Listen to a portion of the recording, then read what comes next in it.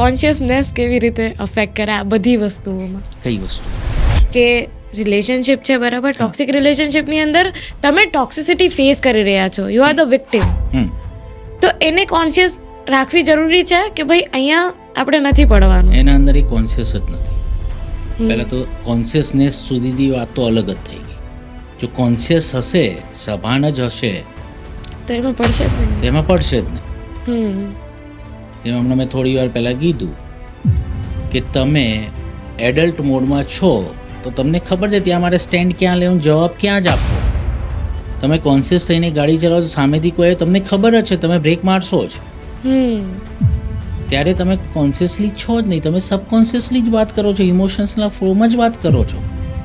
અત્યારે ધારો કે હમણાં થોડી વાર પહેલાં મેં તમને કીધું આ ફીલ કરો, તમને ખ્યાલ છે કે તમે સીધા સબકોન્શિયસમાં જશો ને I don't want to lose my conscious, of course, right? That's a practical switch. હું તમને કહું તો હવે એ ટાઈમે તમે એ ઇમોશન સ્ટેજમાં જ છો, સબકોન્શિયસલી જ તમારો જે ફ્લો આવી રહ્યો છે, કોન્શિયસ ખાલી શબ્દ જ સાંભળી રહ્યું છે. એગ્રી.